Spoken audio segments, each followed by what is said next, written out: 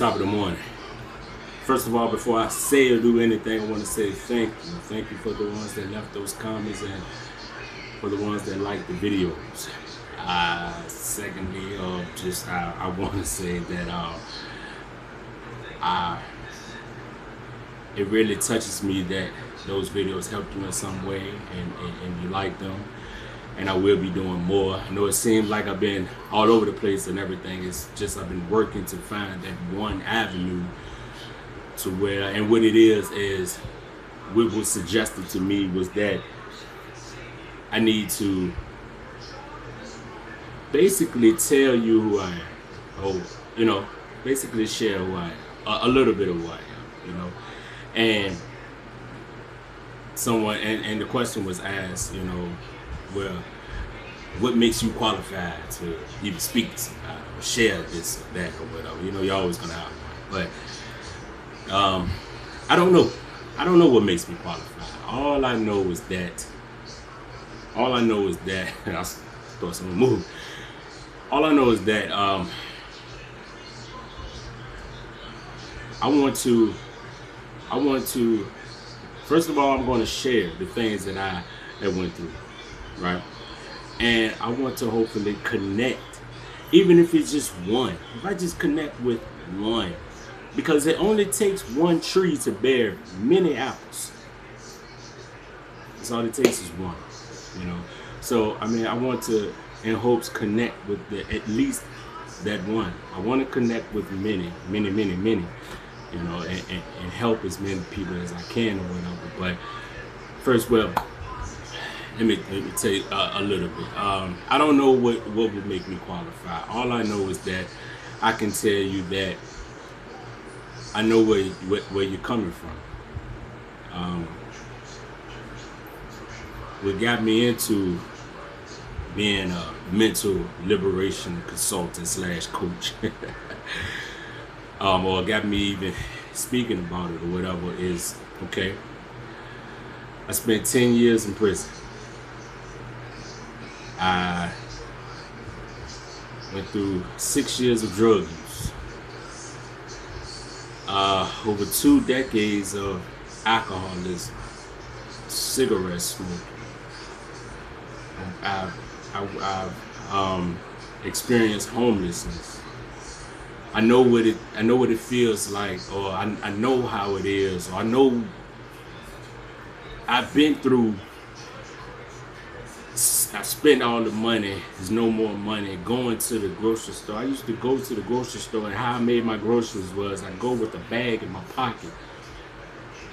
Stuff. And as I'm walking down the street, put the stuff in the bag so it looked like I went grocery shopping. And that's how we ate. And that's how I fed the kids. I've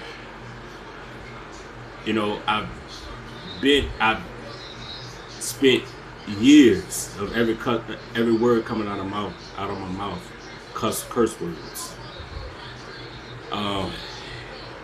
Please forgive me, because I have not shared these things with a lot of people. I only share with the one-on-one session with someone that I'm trying to consult, coach, or I don't just openly say this, any of these things. Actually, people that know me know the surface part of these things or whatever, but I just want to possibly connect with you. So when you see a video or you see me coming through on here or whatever, you know I'm coming from a place of love. You know what I mean? See, the language of the universe, the language that speaks, is not the words that come out of our mouth. The words that come out of our mouth speaks to us, gives us that self-talk. That's what that speaks. But the language to speak to the universe, it comes from the way we feel, what's inside of us. That's the language, the energy, our energy that puts on. That's the language. The way you feel, how you resonate with something or someone. That is what speaks. So that is what I plan to put out from now on. Things that that I plan on speaking from here.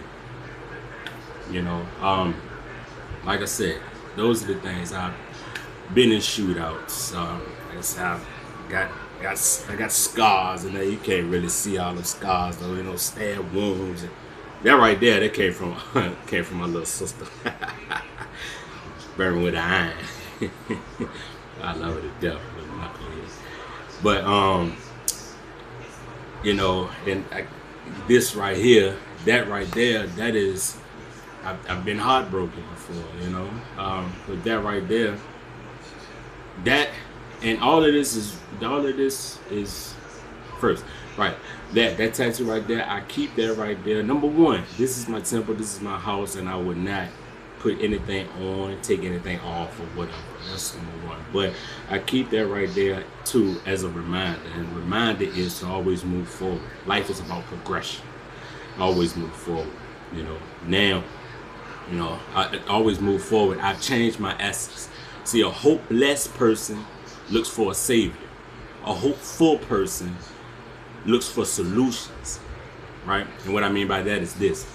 When there's a problem come around or whatever, a hopeless person looks for a savior from their problem.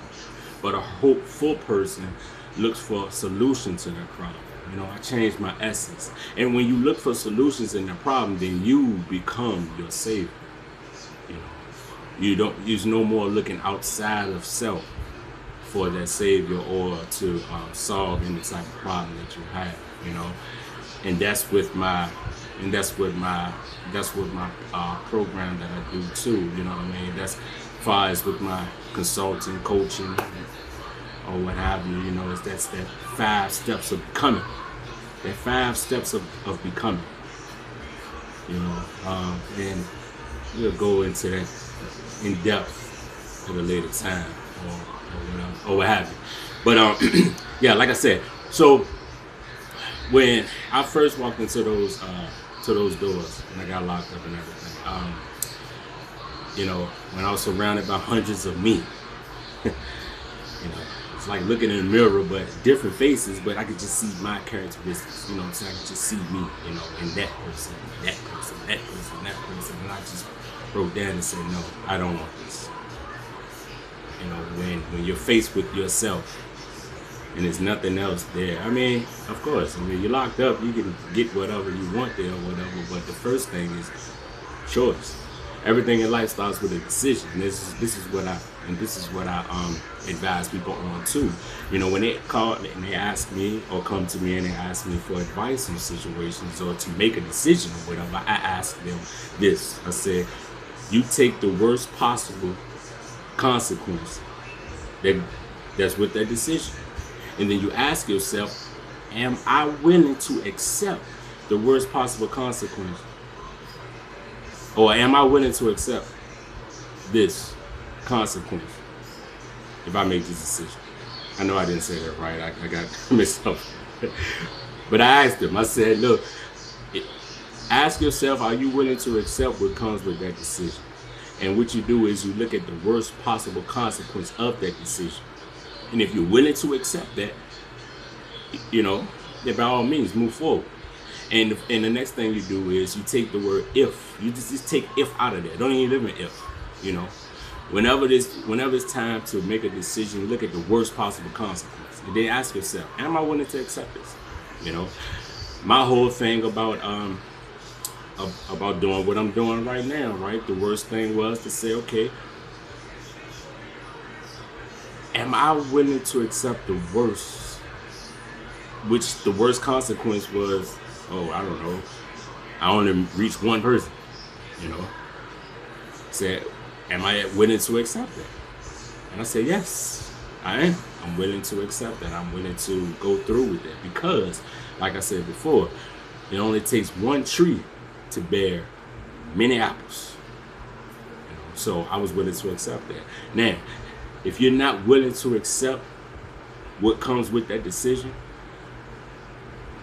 then what you should do is turn around and walk away. Because at the end of the day, you are the one that have to deal with that decision that you made. No one else. Not even me. Because when you are in the bathroom, shower, wherever, by yourself, in your dark room, then you are the one that's faced with the consequences of that decision, or you the one that has to go through the consequences of that decision. Like I said, you made your bed hard, now lay in it, lie in it, lay in it. So,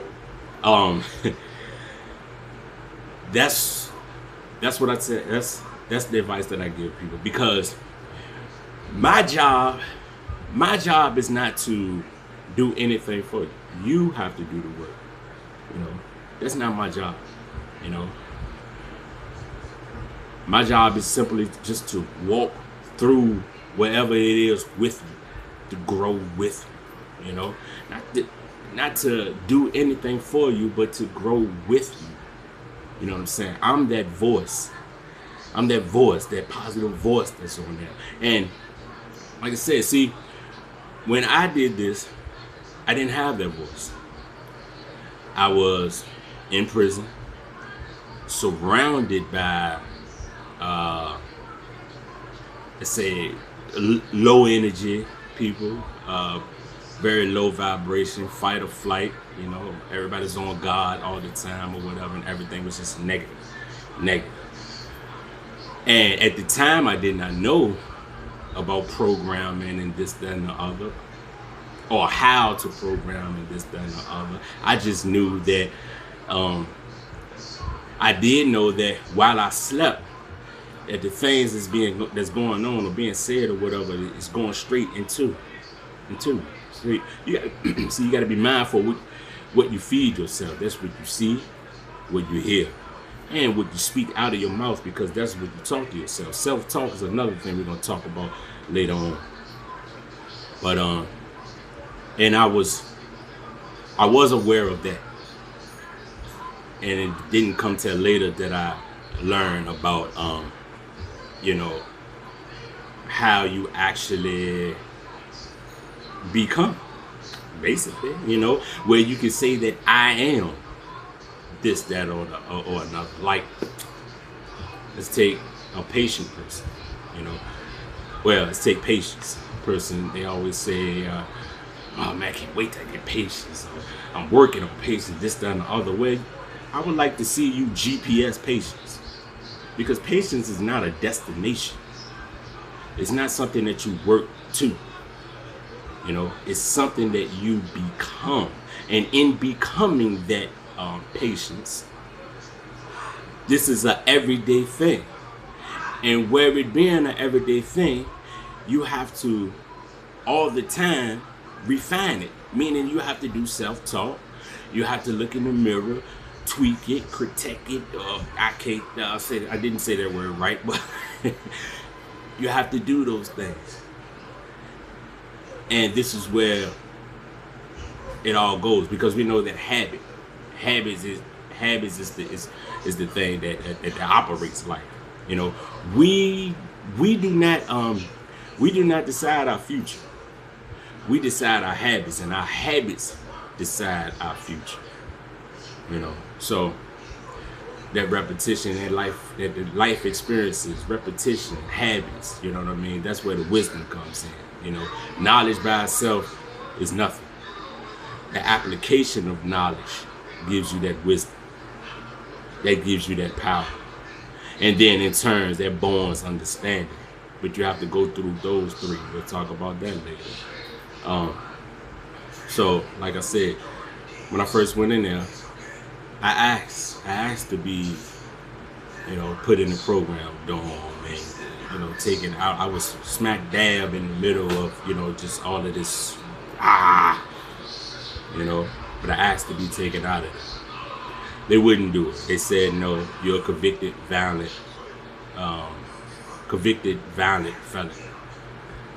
So they wouldn't move me, whatever. They just left me where I was at. Okay, so I said, all right, well, I'm not gonna let you, I said, I'm not gonna let you kill me in here, and I'll just program myself, because I won't let you destroy me. And that's where that started from. All of this started out of anger, believe it or not. It all started out of anger.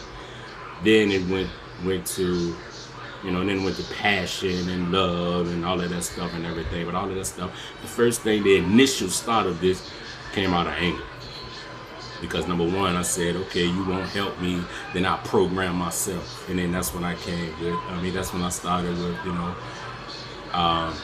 they serve child at a certain time or whatever. I woke up hours before that, and that was my regular routine. I implemented it. Like I said, we have a natural clock. We have these natural things. And see, the reason why I talk about these things, I know about it now because I've read about it, I've studied it, and this is my way of life now. That's another part of my program too, and my 5 steps. That's in my 5 steps, you know what I mean? That culture is the way of life. That culture freedom, you know what I mean? When you go into that way of life, that culture, it frees you from that program or that old way of life that hinders you, that has you, boxed in, or that takes your power away. So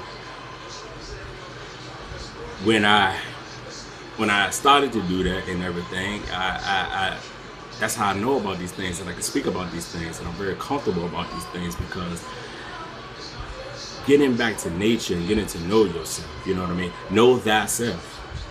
Know thyself. That is, we have to get back to ourselves. These are the things that we can do with ourselves. But like I said, I can help. I can advise you, and I can walk with you. I will walk with you to get or to become that person that you want to become. To go back to loving the things that you love, things you love to do, the things you want to do. Being you, just freeing yourself. That's why I'm a mental liberation consultant / coach. The consulting part is because I advise you. And the way I advise you, and the reason why I just don't tell you, is because you have to do the work, number one. But number two, if you give a person that fish, they'll only eat when you're present. But if you get them back to where they can fish for themselves, man, they don't need you right there. The only thing they need is just a word or two when necessary. That's it. And that's where I come in. And then the coaching part is sometimes we do need that nudge of how to get on that pathway, or that way to take those steps. Like I say, I tell people, I live one step at a time. You cannot eat an apple or take the stairs. Well, you can't take multiple steps or whatever, but you still gotta watch your step. But you cannot eat an apple at one whole bite. If you can, you's a bad joker, I tell you that. But you eat an apple one bite at a time, right? That's the same way you gotta take life, And that's the same. And see, with these programs, they tell you one day at a time or whatever. But let's be honest, they can be overwhelming when you're trying to tackle a whole day at a time. Tackle right now.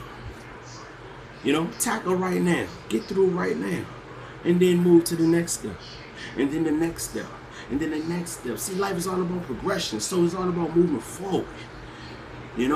All about moving forward. But if you're trying to tackle a day at a time, you're not moving forward. You stand dormant for that day. Now you stuck like, some people get overwhelmed, and when they get overwhelmed, they say, "Oh, forget it." Just move step at a time. Each step, move one step at a time.